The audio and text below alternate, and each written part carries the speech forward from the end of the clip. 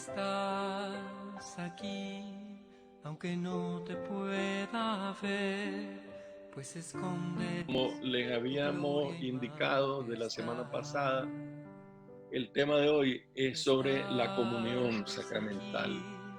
aquí, Es un artículo tomado pues de un monje benedictino, Juan Javier Flores, en el que se explica la comunión espiritual y la comunión sacramental, para que ahora que ha estado muy de moda pues últimamente lo de la comunión espiritual, tengamos un poco mayor claridad de ello. En alguna ocasión lo tratamos en una misa, pues en la homilía, pero fue muy rápido. Ahora vamos a tratar de profundizar un poco más en ello. Bien, para ello es necesario hacer un poco de historia al hablar de comunión espiritual. En la historia de la liturgia podemos observar que el tema de comunión espiritual no es muy antiguo ni muy generalizado. Sobre todo se incluye lo que hoy podríamos considerar como ejercicio piadoso, la comunión espiritual. Pero ¿qué se entiende por comunión espiritual? En el lenguaje de los maestros de espiritualidad, por comunión espiritual se entiende el deseo de unirse al Señor Jesús presente en la Eucaristía. Se trata de una unión no sacramental, sino mística, que procede de la fe y que es animada por la caridad, como dice San Juan de la Cruz. Mira que la dolencia de amor que no se cura, sino con la presencia y la figura, en su escrito de Cántico Espiritual. Sin embargo, no hay distancia que la gracia de Dios no pueda superar. No hay duda que han sido muchos los santos que la han recomendado. Decía San Antonio María Claret: tendré una capilla fabricada en medio de mi corazón y en ella, día y noche, adoraré a Dios con un culto espiritual. Y Santa Teresa de Jesús recomendaba: cuando no podáis comulgar ni oír misa, podéis comulgar espiritualmente, que es de grandísimo provecho. Ciertamente hoy, en las circunstancias en que nos encontramos, es una sustitución que suple la comunión sacramental de modo excepcional, ante la imposibilidad de comulgar sacramentalmente. Pero no siempre se ha entendido así, y los datos de la historia nos lo muestran esto claramente. Evidentemente no se trata de ella en los escritos neotestamentarios, ni en los padres de la iglesia, es decir, ni en la Sagrada Escritura, en el Nuevo Testamento, ni en los primeros siglos de cristianismo se trata de ello, ¿verdad?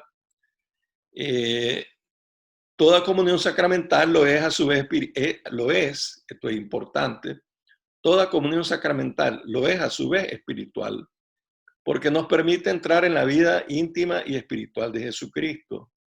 Lo dice claramente Santo Tomás de Aquino, que ya es del siglo XIII, 1200 y pico. No deben contraponerse dos cosas entre sí cuando una de ellas está ordenada a la otra, ya que la primera recibe la especie de la segunda. Pero la recepción sacramental está ordenada a la espiritual como a su fin. Luego no deben contraponerse la recepción sacramental y la espiritual. No deben contraponerse dos cosas cuando una no puede existir sin la otra. Pero parece que nadie puede comulgar espiritualmente sin comulgar también sacramentalmente. De otro modo, los antiguos patriarcas habrían recibido espiritualmente este sacramento. Además, sería inútil la recepción sacramental si se pudiese tener sin ella la espiritual. Luego, no se debe distinguir la doble recepción, o sea, la sacramental y la espiritual. Ciertamente, según los grandes maestros de la escolástica, del que el Santo Tomás es un buen ejemplo, la comunión sacramental está ordenada a la comunión espiritual, como a su fin, por lo que la comunión sacramental no es distinta de la espiritual, hasta tal punto que en la mismo escrito, pues en la cuestión 80 de la Suma Teológica, de la tercera parte, dice Santo Tomás, que la recepción sacramental que produce la recepción espiritual no se contrapone a esta, sino que la incluye. Pero la recepción sacramental que no produce el efecto espiritual sí se contrapone al espiritual, de la misma manera que lo imperfecto, que no alcanza la perfección de la especie, se contrapone a lo perfecto. Así como lo imperfecto se contrapone a lo perfecto, cuando la comunión sacramental no alcanza la perfección espiritual, entonces se contrapone, ¿verdad? Es lo que dice Santo Tomás. Las cosas van cambiando con el tiempo y a ello contribuye el culto eucarístico fuera de la misa y la contemplación de la hostia sagrada en la Eucaristía. Y sin duda alguna, el temor reverencial a la comunión que diversas escuelas de espiritualidad, siempre bien intencionadas, impusieron a los fieles, inculcando una preparación que a veces impedía, más que contribuía, a la recepción eucarística sacramental dentro de la misma celebración eucarística. No podemos dar noticias claras y precisas del cambio de la comunión sacramental a la comunión espiritual, llamada también comunión de deseo o incluso comunión virtual. Pero hay diversos fenómenos en la historia de la liturgia que contribuyen a ello. Si tomamos como fecha la de 1264, institución de la fiesta de Corpus Christi, nos encontramos con una exuberancia del culto eucarístico fuera de la misa, la adoración eucarística y con un menor aprecio a la comunión sacramental por motivos espirituales. Se puede incluso decir que prevalece más la devoción que la celebración. Un autor, Jungmann, dice en su bien conocida obra Misarum Solemnia, da infinidad de detalles que pueden ayudar a conocer este ambiente. Ahora bien, el simple deseo de contemplar la hostia puede considerarse una comunión espiritual. Alejandro de Jales, en su obra principal, la Summa Universa Theologiae, comenzada en el año 1231 y la dejó inacabada, utiliza una fórmula que tendrá más adelante mucho éxito. La Manducatio per Visium viene comparada y asimilada a la Manducatio per Gustum, es decir, la Manducatio per Visium, es decir, la comunión por visión, viene pues, como decía, sustituida por la Manducatio per Gustum, es la que se come, ¿verdad? Bueno, por tanto, estamos en pleno siglo XIII, en la que la participación de los fieles en la comunión se hace cada vez más rara, hasta el punto que el Concilio Lateranense IV, en 1215, establece la obligación para cada cristiano de la comunión anual de Pascua, es decir, la que se ha venido llamando el precepto pascual. La participación al sacramento de la penitencia y la Eucaristía al menos una vez al año por Pascua. En esa fecha nace ese mandato frente a la cuestión de que ya la gente pues no comulgaba por corrientes espirituales, que uno por la contemplación y otros por decir que nunca estamos bien preparados para comulgar, y entonces la gente cada vez comulgaba menos. El Concilio Lateranense IV en 1215 tuvo que decir hay que comulgar y confesarse y comulgar por lo menos una vez al año, ¿verdad? Tuvo que decir eso. La frecuencia de la comunión sacramental disminuye precisamente por una comprensión fuertemente sagrada de la Eucaristía. Un ejemplo lo tenemos en la regla escrita por Santa Clara de Asís, en la que preveía y mandaba que las monjas comulgaran solo 12 veces al año en días y festividades concretas. Y era una cierta concesión a lo que la mayoría de la gente frecuentaba, ¿verdad? Es decir, la comunión lo más distanciado. Según el magisterio, el Concilio de Trento nos habla de 3 fórmulas de recibir la Eucaristía. En cuanto al uso, empero, recta y sabiamente distinguieron nuestros padres 3 modos de recibir este sacramento. ¿Verdad? El Concilio de Trento, ya estamos hablando 1540, 1550. En efecto, dice, enseñaron que algunos solo reciben sacramentalmente, algunos solo lo reciben sacramentalmente, como los pecadores, otros solo espiritualmente, a saber aquellos que comiendo con el deseo aquel celeste pan eucarístico, experimentan su fruto y provecho de la fe viva que obra de la caridad, Gálatas 5:6. Y los terceros, en fin, la sacramental a par que espiritualmente. Y estos son los que de tal modo se aprueban y preparan, que se acercan a esta divina mesa vestidos de la vestidura nupcial. Mateo 22, 11 y siguiente. Ahora bien, la recepción sacramental, que siempre tiene costumbre en la iglesia, que los laicos tomen la comunión de manos de los sacerdotes y que los sacerdotes celebrantes comulguen por sí mismos, dice este mismo concilio. Costumbre que por venir de tradición apostólica con todo derecho y razón debe ser mantenida. Y el mismo concilio en el número siguiente añade una motivación que tiene hoy toda su actualidad. Y finalmente añade una motivación que tiene su actualidad. Con paternal afecto, dice el concilio, ruega y suplica por las entrañas de misericordia de nuestro Dios, Lucas 1:78, que todos y cada uno de los que llevan el nombre cristiano convengan y concuerden ya por fin de una vez en este signo de unidad, en este vínculo de caridad, en este símbolo de concordia, y acordándose de tan grande majestad y de tan eximio amor de Jesucristo nuestro Señor, que entregó su propia vida por precio de nuestra salud y nos dio su carne para comer, Juan 6:48, crean y veneren estos sagrados misterios de su cuerpo y de su sangre, con tal constancia y firmeza que de fe, con tal devoción de alma, con tal piedad y culto, que puedan recibir frecuentemente aquel pan sustancial. Mateo 6:11.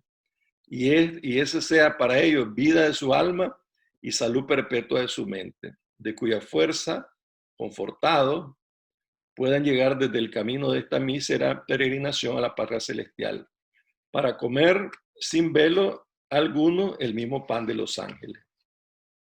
Salmo 77:25. Que ahora comen bajo los velos sagrados. De los tres modos de recibir el sacramento que hemos citado anteriormente, el primero es indigno, el segundo es incompleto, mientras que el tercero une la comunión sacramental a la espiritual. La mens del concilio, es decir, la mentalidad del concilio, es que los fieles que participan en la misa comulguen directamente en la misma, y no solo con una afección espiritual, sino recibiendo sacramentalmente el pan eucarístico.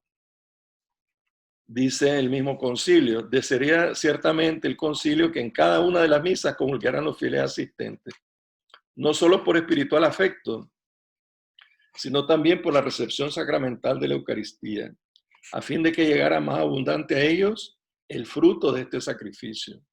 Sin embargo, si no siempre eso sucede, tampoco condena como privada e ilícita la misa en que solo el sacerdote comulga sacramentalmente, sino que las aprueba y hasta las recomienda, como quiera que también esas misas deben ser consideradas como verdaderamente públicas, en parte porque en ellas comulga el pueblo espiritualmente y en parte porque se celebran por público ministro de la iglesia, no solo para en sí, sino para todos los fieles que pertenecen al cuerpo de Cristo.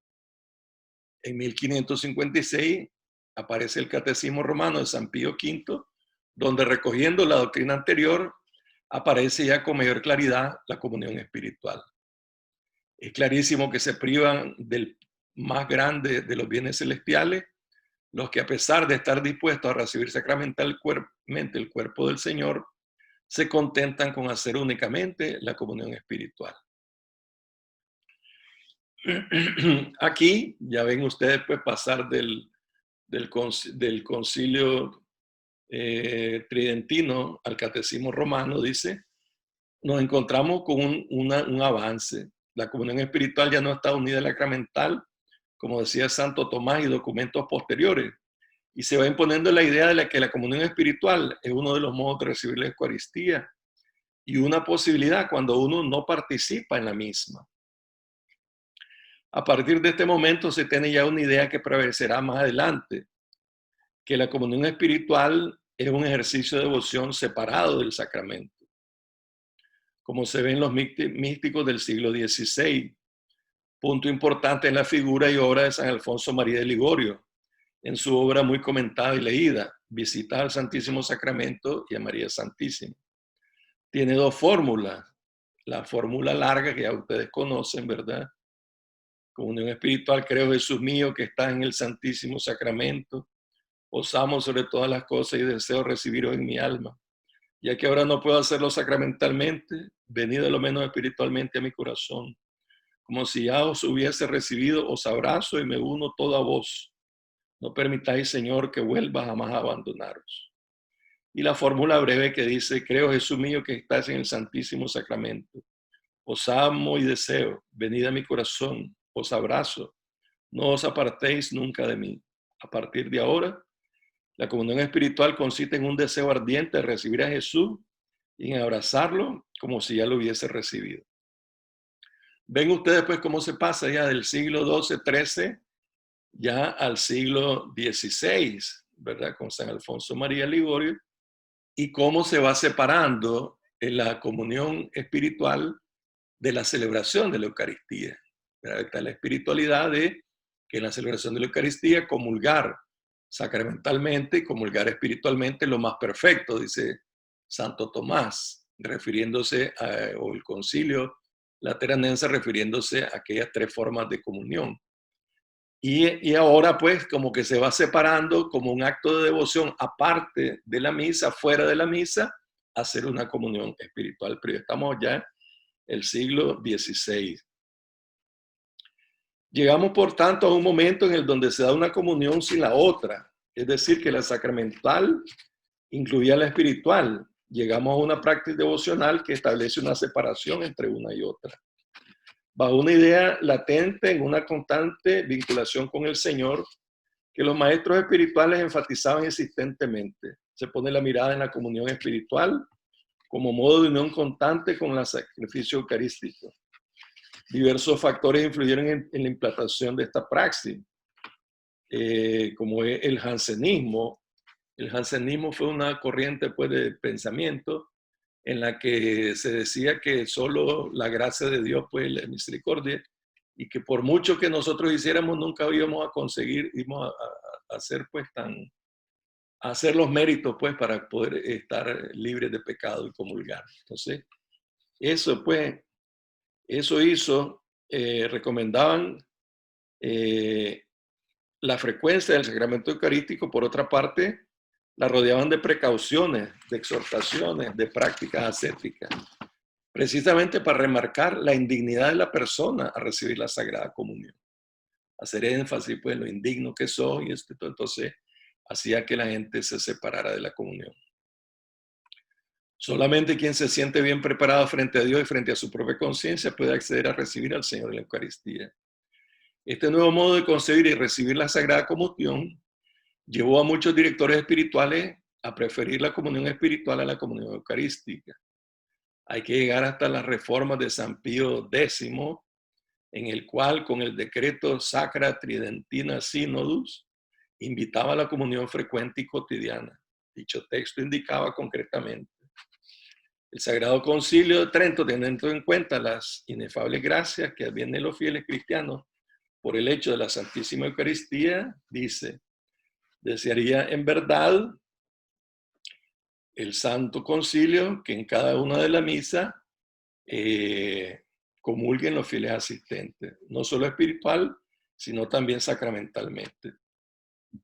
Estas palabras dan a entender con bastante claridad el deseo de la Iglesia de que todos los fieles diariamente tomen parte del banquete celestial, para sacar de él más abundante fruto de santificación. Estos deseos coinciden con aquellos que se abrazan a nuestro Señor Jesucristo al instituir este divino sacramento, pues él mismo indicó repetidas veces con sumo claridad la necesidad de comer a menudo su carne y beber su sangre, especialmente con estas palabras: este es el pan que descendió del cielo, no como el que recibieron vuestros padres, pues ellos comieron el maná y murieron. Quien come este pan vivirá eternamente. De la misma comparación del pan de los ángeles con el pan y el maná, fácilmente podían los discípulos deducir que así como el cuerpo se alimenta de pan diariamente y cada día son recreados los hebreos con el maná en el desierto, del mismo modo el alma cristiana podría diariamente comer y regalarse el pan del cielo. Aparte que casi todos los santos padres de la iglesia enseñan que el pan de cada día que se manda a pedir en la oración dominical, el Padre Nuestro, ¿verdad? No tanto se ha de entender como pan material, alimento del cuerpo, como la recepción diaria del pan eucarístico.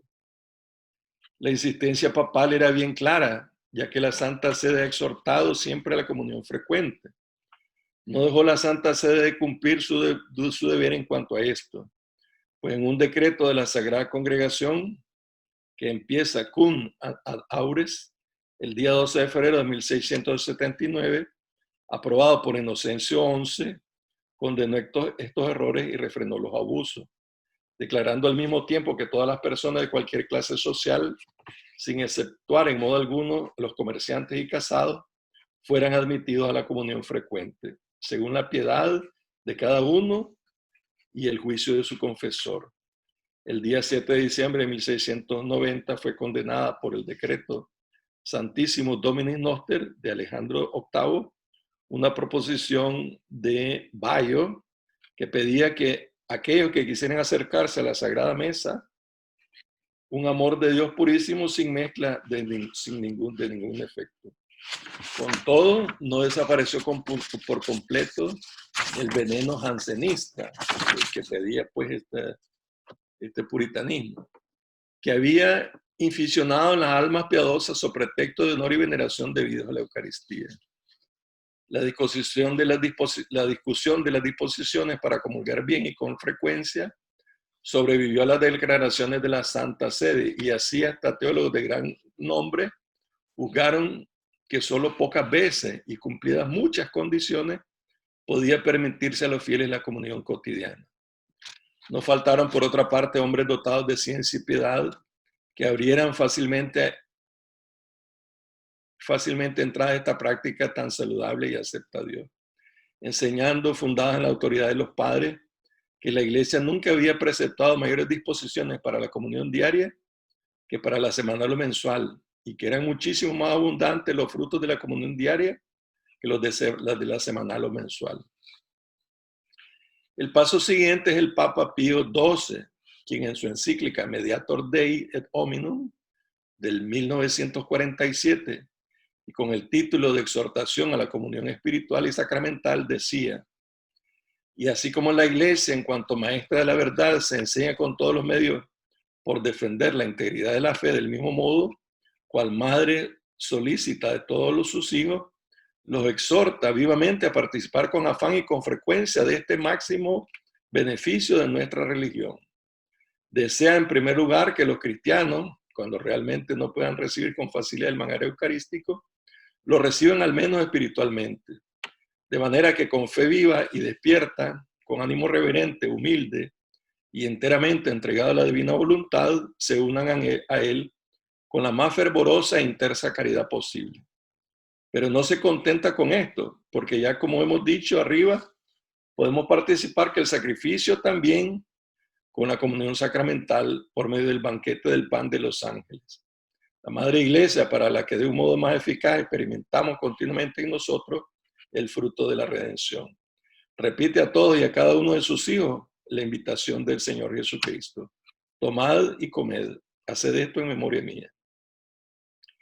En época reciente, ciertamente desde la encíclica del Papa Pío XII, apenas se ha hablado de la comunión espiritual. Y documentos recientes sobre la Sagrada Eucaristía no hacen referencia ninguna. No lo hizo la exhortación apostólica Sacramentum Caritatis, ni tampoco la Verbum Domini de Benedicto XVI. Si por una parte se ha generalizado la comunión frecuente dentro de la Eucaristía, puede decirse que el tema de la comunión espiritual se ha reducido considerablemente. Hoy todos tenemos posibilidades de celebrar la Eucaristía y de comulgar sin más discriminaciones que las que establecieron la legislación correspondiente. Tampoco se habla del tema ni siquiera en el Catecismo de la Iglesia Católica, que es de 1992.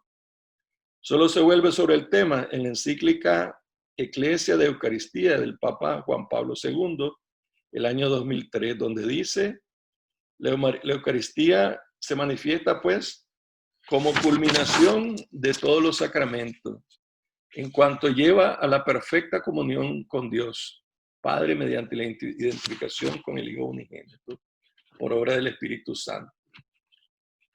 Un insigne escritor de la tradición bizantina expresó esta verdad con agudeza de fe. En la Eucaristía, con preferencia respecto a los otros sacramentos, el misterio, la comunión, es tan perfecto que conduce a la cúspide de todos los bienes.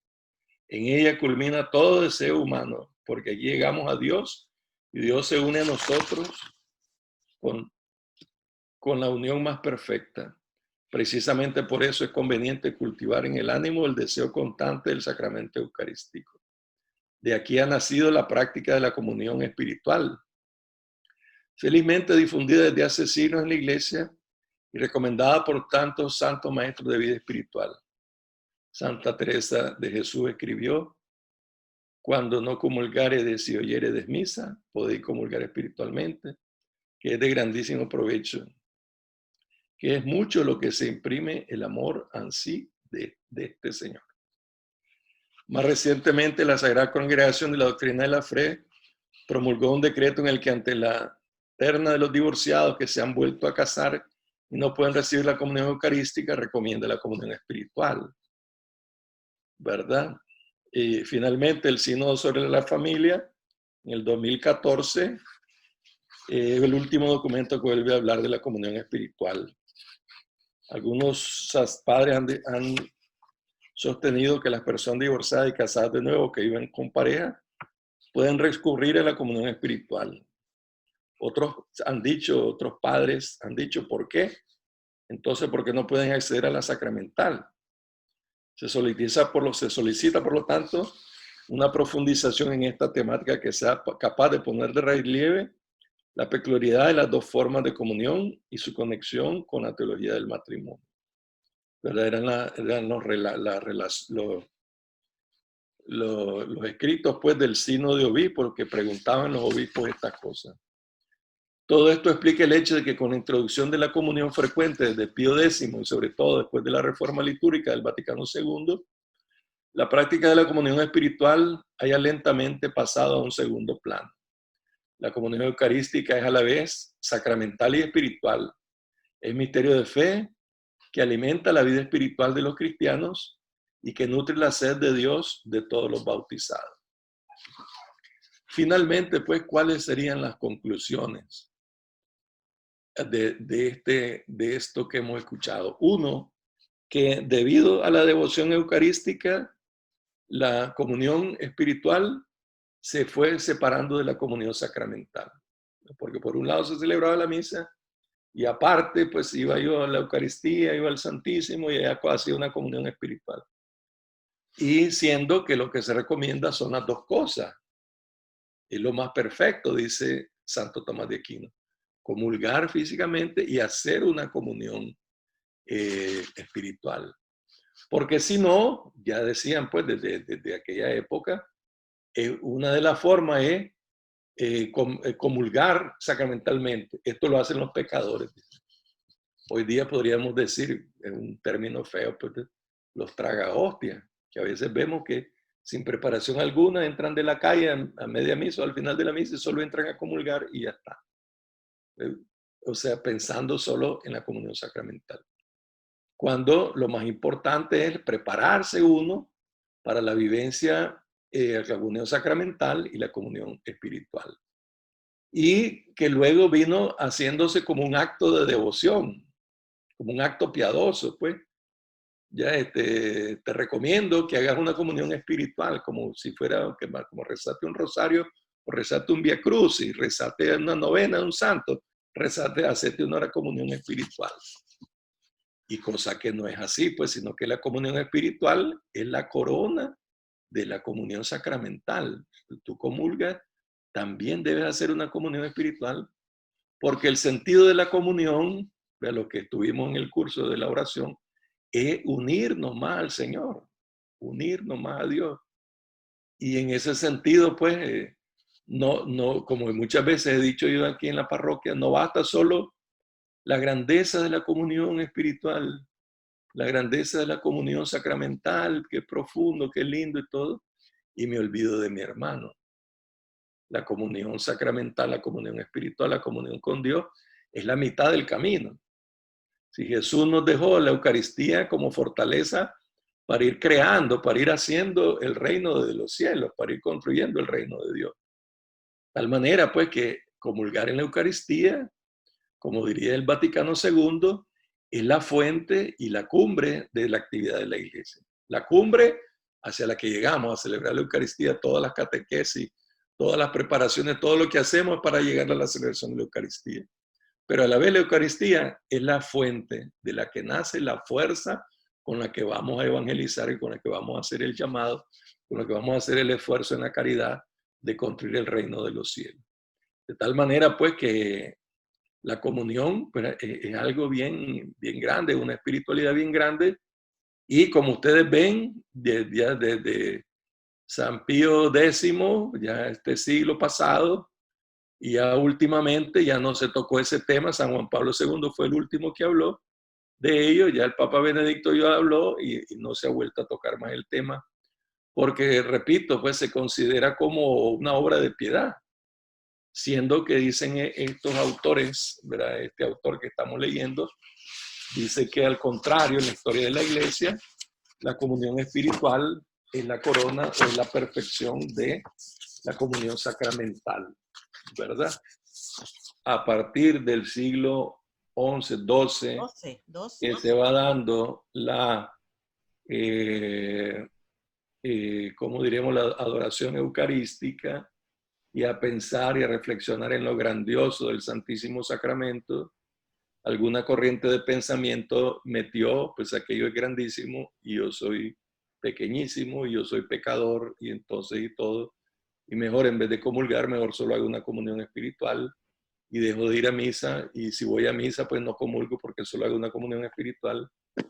De tal manera que al contrario, pues la Iglesia no prohibió, la Iglesia dijo, tuvo que llegar a decir, hay que comulgar por lo menos una vez al año, por pacto, confesarse, comulgar por lo menos una vez al año, para que la gente no dejara de comulgar. Y así pues se fue metiendo esa mentalidad, de tal manera que Santa Clara de Asís, pues de que estamos hablando, siglo XII, siglo XIII, le decía a sus monjas, comulguen 12 veces al año, solo cuando hay una gran fiesta. O sea, era una espiritualidad metida, pues eso de que somos indignos de comulgar. Y sin embargo, pues se vino metiendo eso, al contrario, los concilios vinieron metiendo la comunión frecuente, la comunión frecuente, hasta llegar pues a nuestro tiempo. Ya San Pío X lo puso y el Concilio Vaticano II lo puso, pues ya la comunión frecuente, y llegar a la práctica y la mentalidad que hoy tenemos, pues, de comunión frecuente, ¿verdad? San Juan Pablo II, en Iglesia de Eucaristía, dice, la iglesia se manifiesta como culmen de los sacramentos en cuanto lleva a la perfección la comunión con Dios Padre, mediante la identificación con el Hijo unigénito por obra del Santo Espíritu. Dice el Papa Juan Pablo, un insigne escritor de la tradición bizantina, expresó esta verdad con la agudeza de la fe en la Eucaristía. Con preferencia respecto a los otros sacramentos, el misterio de la comunión es tan perfecto que conduce a la cúspide de todos los bienes. En ella culmina todo deseo humano, porque aquí llegamos a Dios y Dios se une a nosotros con la unión más perfecta. Precisamente por eso es conveniente cultivar en el ánimo el deseo constante del sacramento eucarístico. Por eso es necesario también la práctica de la comunión espiritual, felizmente difundida desde siglos en la Iglesia y recomendado por santos maestros de vida espiritual. Hasta ahí llega pues esta reflexión. Y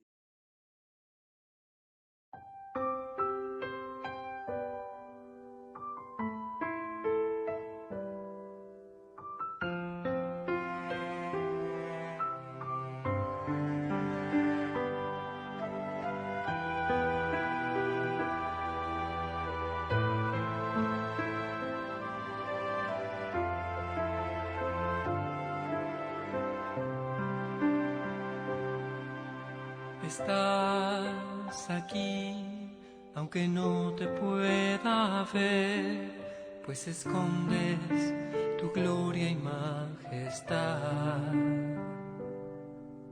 Estás aquí, revestido solamente del amor.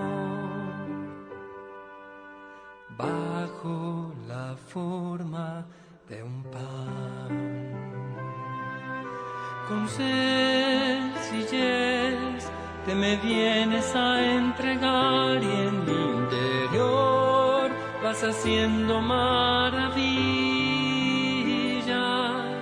corazón con corazón, en profunda comunión. Me haces templo de la Santa Trinidad.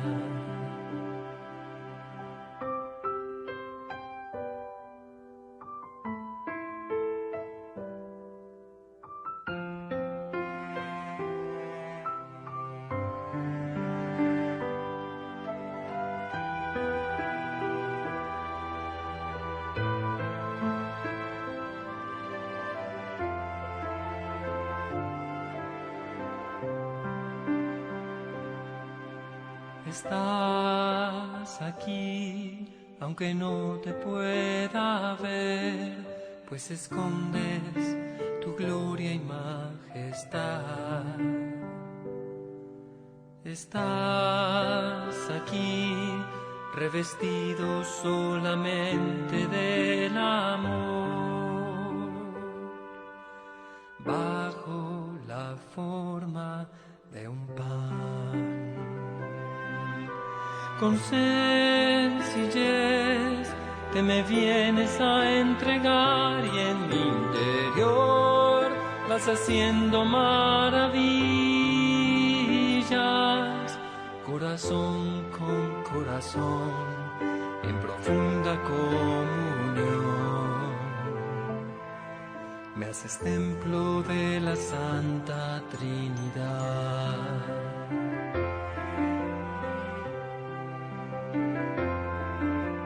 Ven y cena conmigo, ven y mora en mi hogar, ven y nunca me dejes, pues sin ti me moriría.